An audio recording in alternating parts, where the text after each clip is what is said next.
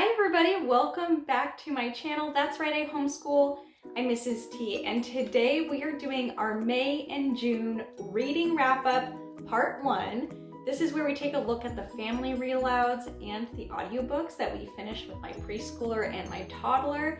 And I'm just really excited. This is for the months of May and June in 2023. If your family is more interested in picture books, take a look at the part 2 video that will be coming out very shortly.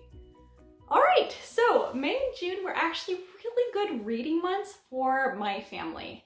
We ended up reading 9 read-alouds, and we listened to, or we finished, 3 audiobooks. Some of these books I've already returned to the library, so I will just put up pictures of them. And then others I have are actually from the library, so I did cover up the barcode. So just be aware, we have a little bit of I don't have everything present and everything pretty. But let's go ahead and just hop into it. So the first 2 books I want to talk about that we read were books 7 and 8 in the Dragon Master series. So we had The Search for the Lightning Dragon and then Roar of the Thunder Dragon. Now, if you're not familiar with this series basically focuses on a little boy named Drake who is a dragon master. He lives in a castle with a number of other dragon masters, which are all young kids and their dragons, and they are learning under or training under a wizard named Griffith. Now, every single book has a problem that the team is trying to solve, and in this case, they're solving 2 different problems. In this first book here, there's a baby dragon that's out of control, so they're trying to find the dragon master to help this baby dragon. And then the second book that I've mentioned here is about another dragon and another dragon master that swoop in and take a dragon and are causing problems. So they were fun. They were really, really fun. My kids love these books. I rated these 4 out of 5 stars. They kept us engaged. Sometimes they're a little bit silly in the plot, but we love them. We really do. I would definitely recommend these books. Okay, so the next book I have that I wanted to talk about, I don't have, so I'll put a picture here, but we actually got our hands on the latest Princess in Black book, which is The Princess in Black and The Prince in Pink. And we rated this one 5 out of 5 stars. This was a really fun book. It's very colorful, very bright, and it basically told the story of Princess Magnolia going to, I believe it was just like a party, not a fair, maybe it was a fair, I don't really remember, but she's in charge of bringing decorations and disaster occurs. There are some emu birds who are causing problems, and in swoops a new superhero who is a prince, and he uses his really cool party powers and saves the party basically. It was really cute, very fun, very fast. I think we finished that one in like 2 sittings. And my child immediately, my preschooler, was like, when's the next one coming out? Which I don't know because that one is brand new. But we loved that book. That, again, 5 out of 5 stars. All right, the next one also returned to the library. We finally finished the Thomas the Tank Engine story collection, which is a huge book. It was over 500 pages. And I actually talked about this book in another video about reading tips and tricks. So I'll go ahead and link that video in the description. But basically, this is the classic Thomas the Tank books, and my kids really enjoyed them. We read through this whole thing. It was a big book. It took us a long time to get through it. We were happy. I think we renewed it twice before we actually returned it to the library, so it took us a while. But it was very enjoyable. 5 out of 5 stars. We actually have picked up more Thomas the Tank. I thought we would be done after this, but they wanted more. So we actually picked up more Thomas the Tank after this book because they liked it so much. Okay, the next 2, I own one, and I got one from the library. This is from the Magic Tree House. This is the graphic novel collection that they have. We read The Night at Dawn, which I got from Book Outlet not too long ago. And then we also got from the library Dinosaurs Before Dark.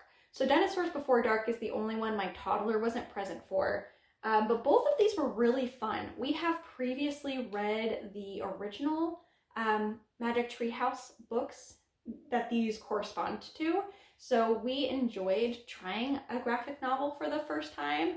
My preschooler really enjoyed, he was like telling the story and making it up as he went, which was really cute. Now these they did vary a little bit actually from the original books. It was definitely an adaptation, but it was still very enjoyable.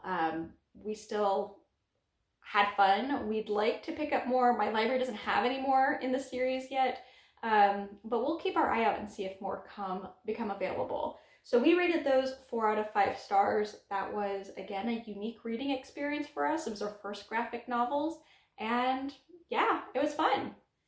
Okay, the next one. You guys, we read the Boxcar Children, and we loved it. If you haven't heard of the Boxcar Children, this is an older book. I believe it was published in the 1920s, and it tells the story of 4 children whose parents have passed away. And they are running away from their grandfather. They're hiding away from him, who they have never met, because they are afraid he's going to be mean. And so they end up living in a boxcar that's been abandoned in some sort of meadow. And they basically are just very resourceful, and they're making life work. It's kind of about them just living on their own. There's some like mystery elements that are tied into it, and it was just really wholesome. It was very fun. And this was one of those books that both of my kids, like, they asked questions before we read and they asked questions afterwards, and they were predicting. So at one point there was a noise at night, and they had this whole discussion. Toddler's like, I'm pretty sure it was a tiger. And preschooler made a comment, I don't remember what he said, like a bear or something, but they were going back and forth trying to guess what was making the noise, which was really enjoyable. That book was definitely 5 out of 5 stars. We are looking to read book 2 in the series. Okay, next book that we have here is one that we own. It's called Pumpkin, Ginger, and Spice. This is another old-time book that I actually got a long time ago. I was probably 4th or 5th grade. My school library was getting rid of a lot of old books, and I picked this one up simply because I liked the cover. This was a hand-drawn cover from one of the other students from who knows when, and it was just one of those books that I've read a couple of times. I've always really liked it. It's, again, very wholesome. It tells the story of 3 little dogs who live with their owner, Miss Marvelous, and Miss Marvelous owns a bake shop. The dogs' names are Pumpkin, Ginger, and Spice, and it just tells about 3 different adventures that they go on. And again, very wholesome, very sweet. My kids were definitely invested in these dogs, and I'm really glad that I've saved this book from after all these years. We'll definitely be keeping this in our library at home just because it's just very sweet, and it was a really nice book.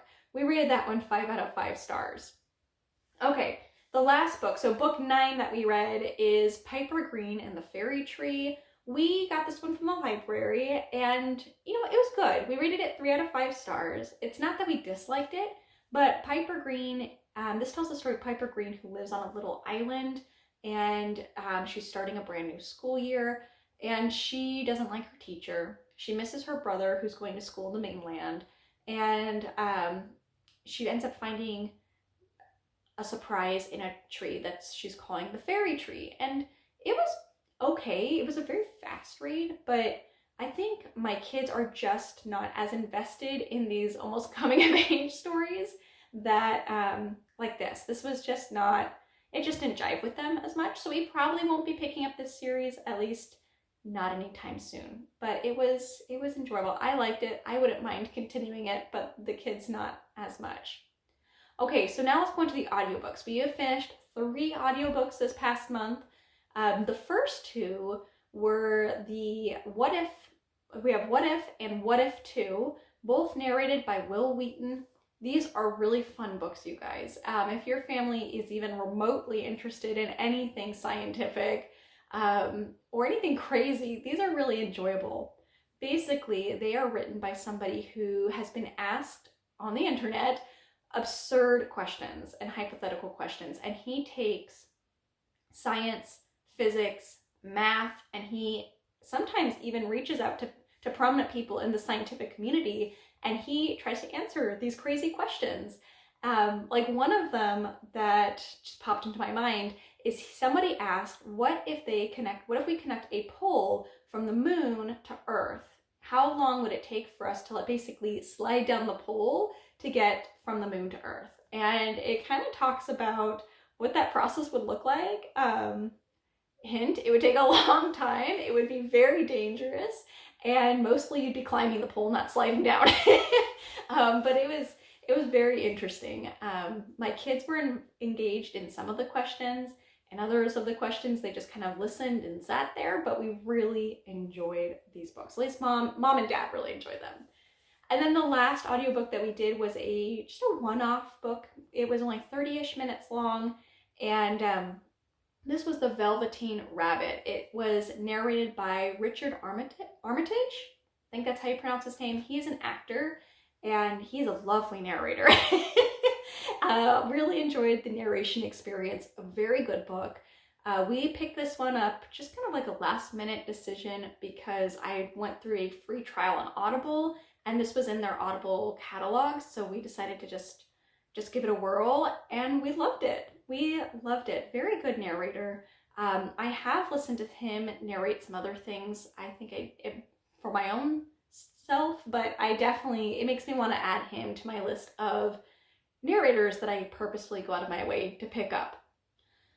All right, you guys, that was it. Let's go ahead and we'll stop this part 1 video here. Make sure you hit that like and subscribe button. I can't wait to tell you guys more about what we read in the months of May and June, plus future months. Comment down below. Let me know what you guys think of what we read here. Did you have any books that you did as a family that you loved that you would recommend? Comment down below. I'm always looking to add more books. All right, you guys, thank you so much, and I'll talk to you soon. Have a good one. Bye-bye.